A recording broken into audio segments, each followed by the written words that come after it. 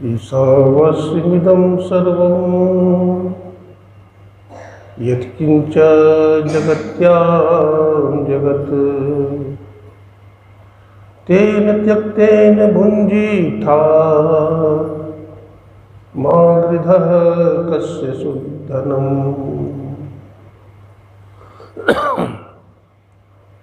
चंदोद्भासित शेखरे स्मरहरे गंगाधरे शंकरे सर्पैर्भूषित कंठकर्ण विवरे नित्यत्व वैश्वानरे। हे राम पुरुषोत्तम नरहरे नारायण केशव।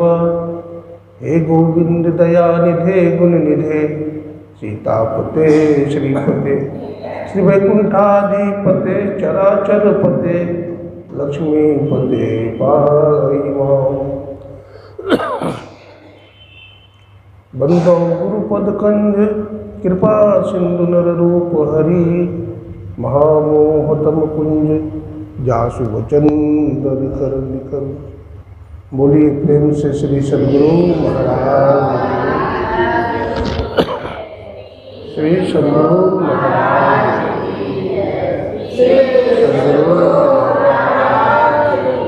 श्री सद्गुरु महाराज। अव्यक्त रूप में अनंत श्री विभूषित परमाराध्य ब्रह्मलीन गुरुदेव की त्रैलोक पावन पाद पद्मों में कोटि कोटि नमन। गुरुदेव के मस्तिष्क स्वरूप ब्रह्मलीन पूज्यपाद महर्षि संतसेवी परमहंस जी महाराज, उनके हृदय स्वरूप पूज्यपाद ब्रह्मलीन महर्षि साई स्वामी जी महाराज तथा संत मत के वर्तमान आचार्य महर्षि हनंदन जी महाराज के चरण कमलों में कोटि कोटि नमन, कोटि कोटि प्रणाम। हमारे माननीय अध्यक्ष महोदय पोद्दार साहब तथा सभी सदस्यगण, सत्संग प्रेमी सज्जनों, भक्तिमती माताओं बहनों, सबों को नमन करते हैं, सबों को प्रणाम करते हैं। देखिए, दीपावली के शुभ अवसर पर आप लोग पधारे हैं।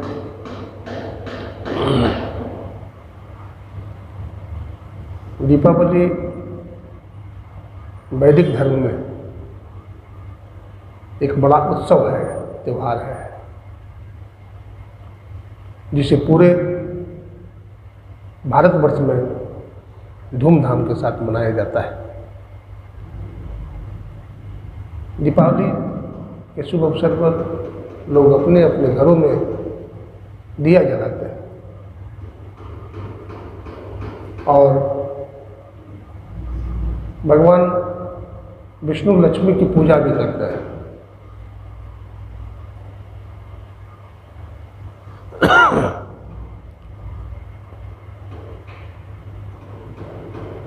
पूजा अपने अपने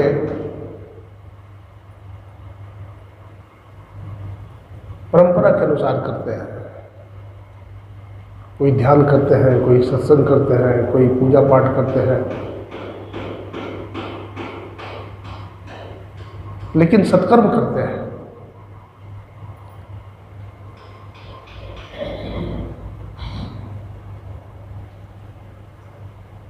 ईश्वर की प्राप्ति वही करते हैं जो ईश्वर को स्वीकार करते हैं, ईश्वर की सत्ता को स्वीकार करते हैं। तो ईश्वर परमात्मा कहीं किसी मंदिर में, किसी मस्जिद में, किसी गिरजाघर में, किसी गुरुद्वारा में बंद नहीं है।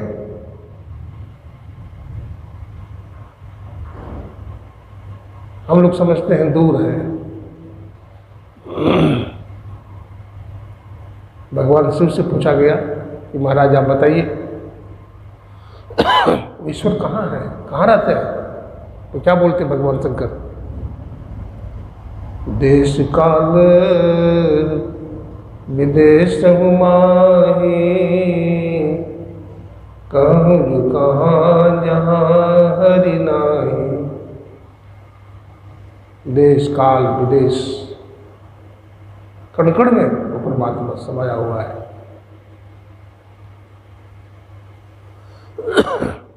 तो परमात्मा जो सर्वव्यापक है, सर्वनियंता है, सर्व अंतर्यामी है, वो परमात्मा ध्यान भजन के माध्यम से, संत सदगुरु के माध्यम से, गुरु युक्ति से उस परमात्मा का हम साक्षात्कार करते हैं। इसके लिए कहीं जाने की जरूरत नहीं है। तीर्थ में, मंदिर में, मस्जिद में, गिरजाघर में कहीं जाने की जरूरत नहीं है। अपने अंदर में आप उनको प्राप्त कर सकते हैं।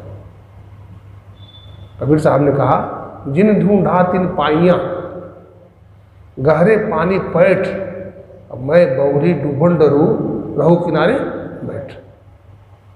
जिन्होंने ढूंढा उन्होंने पाया। क्राइस्ट जीसस ने कहा, खटखटाओ खुलेगा, खोजो मिलेगा। 6 days work and 7 days declared holiday. Whosoever shall call upon the name of Lord shall be saved।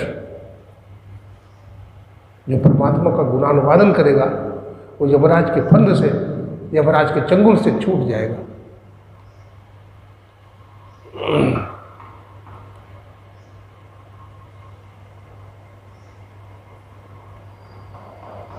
भगवान प्रेम के वशीभूत हो जाते हैं।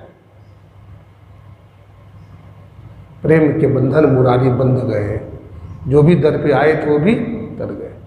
भगवान को प्रेम से हम बांध लेते हैं।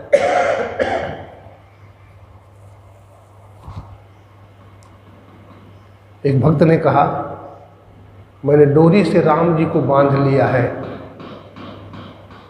मैंने डोरी से गुरु जी को बांध लिया है, मुझे चिंता नहीं है संसार की, मुझे चिंता नहीं है मझधार की।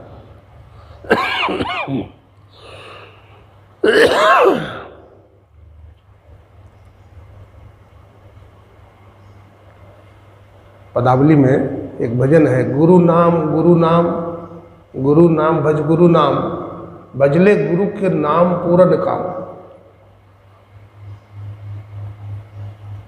गुरु के नाम को आप जपिए, पूर्ण काम, आप पूर्ण काम हो जाएगा, आपकी सब इच्छा पूरी हो जाएगी। आपकी कोई इच्छा शेष नहीं रहेगी। देखिए, भगवान श्री कृष्ण और सुदामा एक ही गुरुकुल में पढ़े थे। आप गीता में पढ़ेंगे तो गीता में एक श्लोक आता है, योग क्षेमम वहाम्यहम, मैं अपने भक्तों का योग क्षेम वहन करता हूँ। यानी हमको जो भक्त भजता है तो उसके योग की हम रक्षा करता हूँ। क्षेम, उसको जो जरूरत है, धन मकान दुकान जो भी जरूरत है वो देता हूँ, और उसके योग की रक्षा करता हूँ, संभाल करता हूँ। उसको डूबने नहीं देता,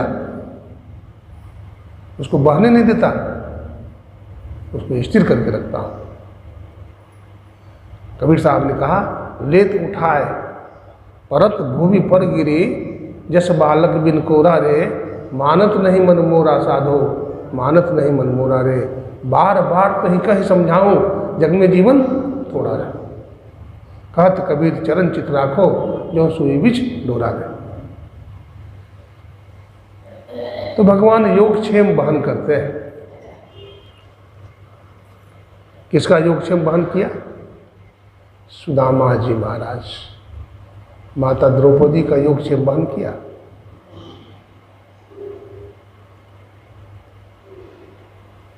ध्रुव जी के पास आए, प्रहलाद जी के पास आए, और वही भगवान का सब अवतार है। सब भगवान नारायण विष्णु का ही अवतार है सब।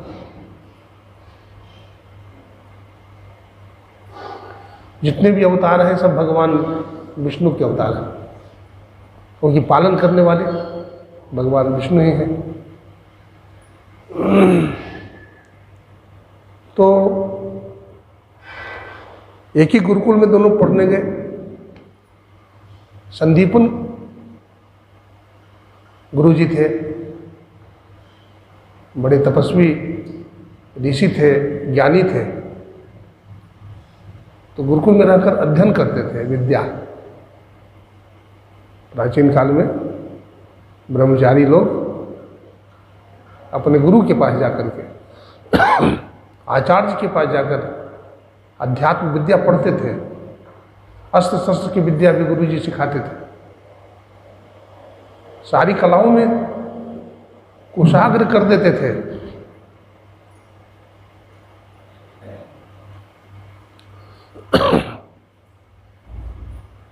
गुरु जी की सेवा करना, गुरुकुल में विद्या अध्ययन करना।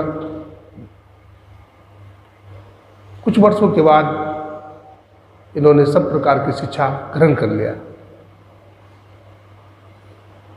एक दिन गुरु जी ने कहा, बेटा लकड़ी ले आना जंगल से। तो लकड़ी लाने गए। अब चना लेकर साथ गए थे, गुरु माता ने चना दे दी थी, तो सुदामा जी ने रख लिया था पुटली में। अब सुदामा जी थोड़ा दुबले पतले हैं। जब वृक्ष पर चढ़ना था तो भगवान ने कहा, चढ़ोगे? तो कहा, नहीं मानो, नहीं मित्र, हम तो कमज़ोर हैं, हम नहीं चढ़ पाएंगे, तुम चढ़ो। ठीक है, मैं चढ़ता हूँ। भगवान श्री कृष्ण चढ़ गए, लकड़ी काटने लगे। अरे चना का पोटली निकाले और देने लगे। तो कटकट की आवाज़ करे। तो भगवान पूछते हैं, मित्र क्या बात है, क्या खा रहा है? बोला, मित्र क्या खाऊंगा, खा थोड़ी रहा हूँ। अरे सर्दी का दिन है ना, ठंड के मारे दांत खटखट कर रहा है। तो देखिए, मित्र से झूठ बोल दिया। मित्र से झूठ नहीं बोलना चाहिए, तो गरीब हो जाता है। क्या होगा निर्धन, क्या होगा कोड़ी। मित्र से झूठ नहीं बोलना चाहिए। झूठ बोल गए, भगवान तो सब समझ गए। लकड़ी काट करके गिराया भगवान ने। सुदामा जी इकट्ठा किया, गट्ठर बांध लिया, लेके चले गुरु जी के पास। इस तरह से अपने गुरु की बड़ी सेवा की। सेवा करते हुए अध्ययन भी किया। दोनों योग्य बन गए। पढ़ लिख करके भगवान श्री कृष्ण भी अपने घर गए। तो भगवान श्री कृष्ण द्वारिका के राजा बने नहीं। और सुदामा जी ब्राह्मण थे, तो गरीब ब्राह्मण थे, तो अपने पूजा पाठ कराने लगे, यजमानी करने लगे। लेकिन बड़े भजनानंदी थे सुदामा जी महाराज।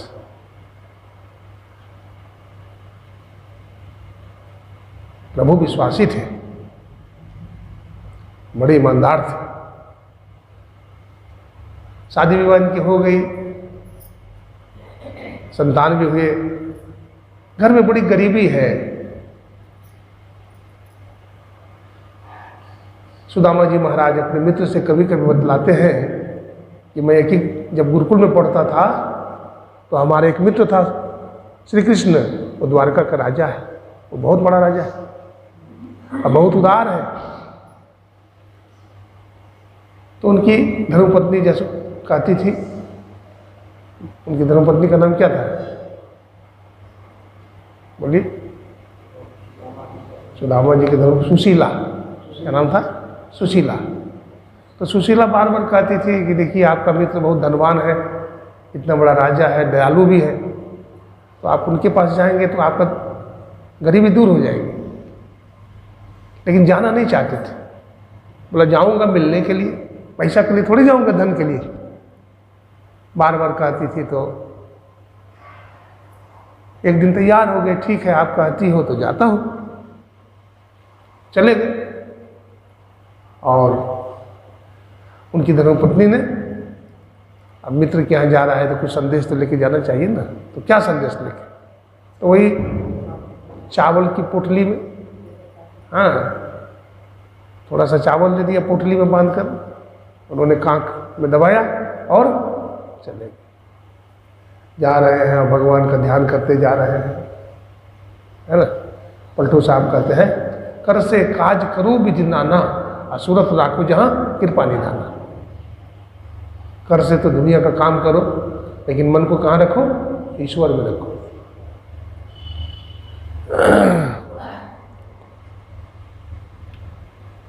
जा रहे हैं, शरीर दुर्बल है, थक जाते हैं, बैठ जाते हैं। लोगों से पूछते हैं, भाई अब द्वारिका कितना दूर है, अब द्वारिका कितना दूर है? बोला महाराज अब थोड़ा दूर और है, और थोड़ा चले। देखिए भगवान की योग माया ने से गरुड़ आ गया, और गरुड़ उनको अपने पीठ पर बैठा करके बिल्कुल द्वारकापुरी के नज़दीक पहुंचा दिया। फिर पूछते हैं कि महाराज कितना दूर है? बोला महाराज अब तो द्वारका, ये तो बड़ा बिल्डिंग दिख रहा है, राजमहल, यही भगवान श्री कृष्ण का घर है, यही द्वारिका है महाराज, द्वारका के राजा है। तो पूछते पूछते पहुंच जाते हैं। फटी पुरानी धोती पहने हुए हैं, माथा पर पगड़ी नहीं है, पैर में जूता चप्पल नहीं है। कहते हैं महाराज यही भगवान का राजभवन है। उसमें जाते हैं तो द्वारपाल बैठा है। द्वारपाल से कहते हैं, द्वारपाल जी हम भगवान से कृष्ण से मिलना चाहते हैं। तो आप कहाँ से आए हैं? बोला भगवान श्री कृष्ण हमारे मित्र हैं बचपन के, मैं उनसे मिलने के लिए आया हूँ। तो द्वारपाल ने जाके कहा कि इस तरह का कोई सज्जन आया है आपसे मिलने के लिए, अपना नाम सुदामा बताता है, उसके पैर में जूता चप्पल नहीं है, फटी पुरानी धोती पहने है, माथे पर पगड़ी भी नहीं है। जब भगवान श्री कृष्ण सुने तो समझ गए, सुदामा तो हमारा बचपन का मित्र है। देखिए बड़ा आदमी के साथ छोटा आदमी की दोस्ती होती है नहीं, लेकिन भगवान देखो इतने दयालु हैं, अपना मित्र मान रहे हैं, हमारा सखा आया है। रुक्मिणी जी कहते हैं, रुक्मिणी का उठाता मैं जल भरो, चरण पखारो। भगवान की सब रानियां दौड़ती है, पटरानियां, अठौता में जल लेकर के।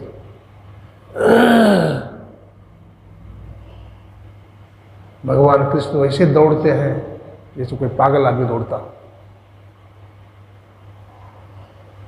भगवान के माथे का एक कंधे पर का रखा हुआ अंगोछा गिर जाता है। भगवान ने जूता चप्पल नहीं पहना, नंगे पांव भगवान बेसुध होकर दौड़ रहे हैं, शरीर का होश नहीं है, अब भगवान गिर जाते हैं। सुदामा सुदामा सुदामा कहकर दौड़े जा रहे हैं। सुदामा जी के गले में लिपट जाते हैं भगवान, और बड़ा प्रेम पूर्वक विनम्रता पूर्वक अपने राजभवन में ले आते हैं, सिंहासन पर बैठाते हैं सुदामा जी को, उनका चरण पखारा जाता है।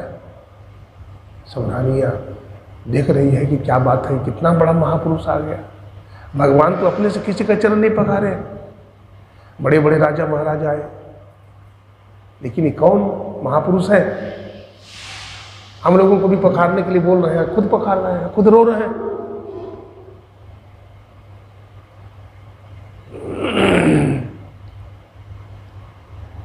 अब चरण पखार लिए, कांटे गड़ गए थे सुदामा जी के चरणों में, नहीं निकल रहा था, तो भगवान ने दांत से पकड़ करके खींच लिया कांटा। सुदामा जी बड़े प्रसन्न हुए।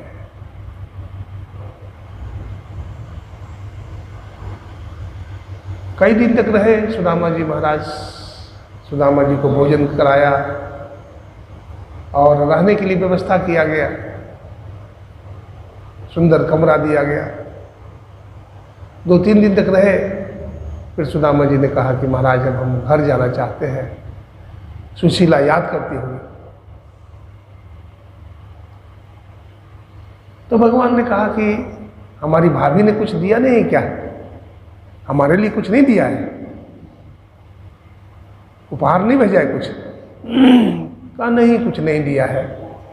अब चावल का कौन याद करे? चावल की पोटली कांक में दबाए हैं। बोले दो भैया, कुछ दो, भाभी ने दी है कुछ? बोला कुछ नहीं दी है। तो यहाँ क्या दबा रखा है? तो सुदामा जी कहता है दर्द हो रहा है वहाँ, इसलिए दबाए हुए हैं। कहे दर्द फर्द नहीं, हटा हाथ झटकार दिया और चावल का पोटली खींच लिया भगवान। और चावल की पोटली खींच करके भगवान ने, सुदामा जी सोच रहे हैं कि भगवान ने तो कुछ दिया नहीं, फटा हुआ धोती पहन के आए, फटा हुआ धोती पहन के जा रहे हैं, खाली नंगे पाँव आए थे, नंगे पाँव जा रहे हैं। भगवान ने सोचा, जब विदा करने लगे ना तो भगवान सोचते हैं कि इसको अभी दे देंगे तो रास्ता में चोर बदमाश छीन लेगा। हाँ, चेक दे देते हैं, चेक नहीं, कुछ चमत्कार कर देते हैं, ऐसे चोर छीन लेगा रास्ता में। देखिए कितनी अच्छी भावना है भगवान की। तो भगवान ने छीन करके एक पक्का मारा। अभी तक तो सोच रहे हैं कि श्री कृष्ण ने हमको कुछ दिया नहीं। सुशीला तो भेजी थी, कुछ मांगने के लिए कही थी, मैं भी कुछ मांग नहीं पाया। वो क्या कहेगी, ऐसा सोच रहे मन में। अब भगवान ने तब तक छीन लिया चावल। रुक्मिणी आदि सब रानियां हैं, भगवान एक पक्का मारा, 1 लोग दे दिया, फिर 2 पक्का मारा, 2 लोग दे दिया, और तीसरा पक्का भी भगवान मारने ही वाले हैं कि रुक्मिणी जी ने हाथ पकड़ लिया, महाराज हम लोग कहाँ रहेंगे। भगवान बड़े दयालु हैं, भगवान बड़े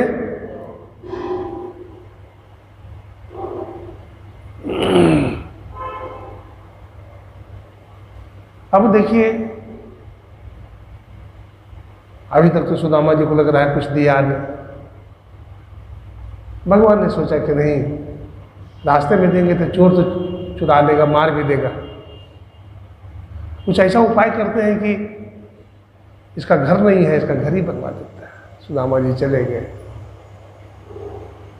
भगवान श्री कृष्ण उनके वियोग में बहुत रोए, रानियां बहुत उदास हो गई, चले गए। जब वहाँ जाते हैं तो देखते हैं विशाल आलीशान राजभवन बना हुआ है। कई पूरी है, 9 पूरी में 1 पूरी सुदामा पूरी भी बना दिया भगवान ने। द्वारका पूरी है ना, तो सुदामा पूरी भी बना दिया भगवान। हम जैसा मकान में रहते हैं, हमारा मित्र भी वैसे राजभवन में रहेगा, बना दिया सुदामा पूरी। अब देखते हैं कि हमारी झोपड़ी नहीं है वहाँ, हमारी झोपड़ी क्या हुई? तो इधर उधर से लोग पूछते हैं कि भाई सुदामा की झोपड़ी थी यहाँ, हमारी धर्मपत्नी ब्राह्मणी रहती थी यहाँ, सुशीला वो भी नहीं दिखाई पड़ती। बोला महाराज आपकी धर्मपत्नी ऊपर में है, 10 मंजिला पर। 10 मंजिला पर सुशीला जो है नौकर चाकर से काम करवा रही। अब धन संपत्ति काफी हो गया ना, अब महारानी बन गई। सुदामा जी नीचे से चिल्लाते हैं, सुशीला सुशीला कहाँ गई? हमारी झोपड़ी क्या हुआ?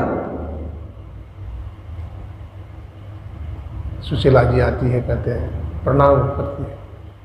ये पहचान नहीं पाते हैं, बहुत बढ़िया साड़ी पहने हुई है, वस्त्र पहने हुए, बहुत सुंदर, बहुत सजावट करी हुई, नहीं पहचान पाए।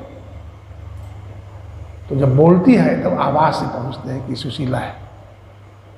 अच्छा सुशीला हो? हाँ मैं आपकी धर्मपत्नी सुशीला हूँ। देखिए आप गए, अब भगवान ने सुदामा पूरी बना दिया। भगवान की कितनी कृपा है। अब उनका जीवन सुखमय हो गया।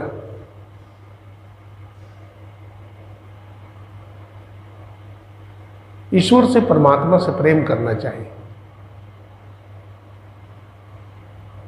ईश्वर से करते जाना प्यार, वो नादान मुसाफिर। जीवन की नैया होवे पार, वो नादान मुसाफिर। जीवन अनमोल हीरा,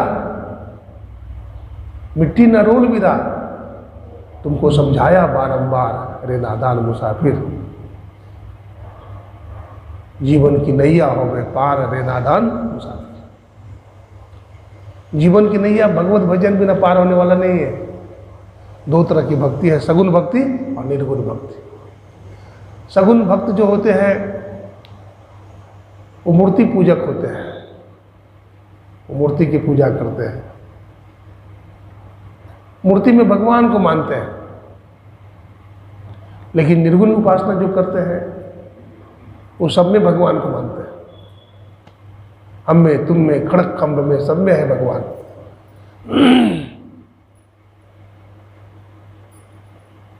तो सगुन की पूजा भी हम गलत नहीं कहेंगे। सगुन पूजा पहले करते हैं लोग, फिर धीरे धीरे धीरे धीरे ज्ञान कहे अज्ञान बिनु, तम बिनु कहे प्रकाश, निर्गुण कहे जो सगुन बिनु, सो गुरु तुलसीदास। पहले सगुन पूजा, हम लोग भी तो सगुन पूजा करते हैं। मानस जब करते हैं तो सगुन पूजा है, मानस ध्यान करते हैं सगुन पूजा है। दृष्टि योग से फिर सूक्ष्म पूजा चालू करते हैं।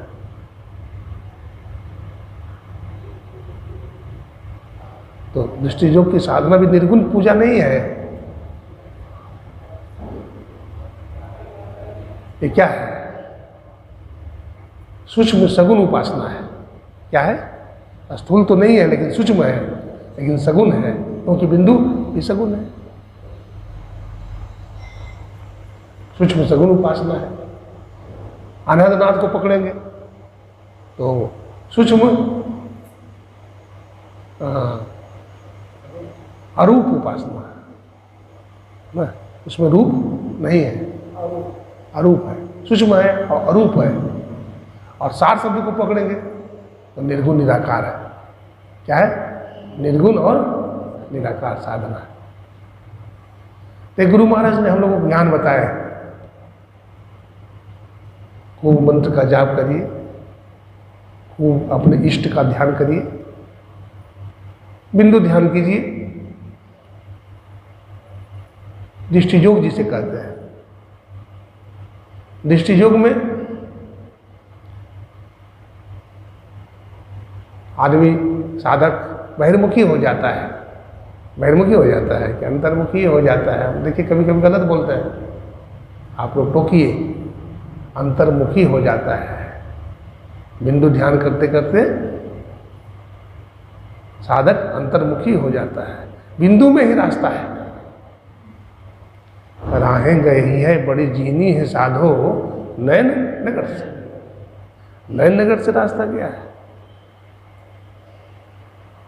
तो अंदर में चलते चलते चलते चलते चलते चलते हम सूक्ष्म होते चले जाते हैं।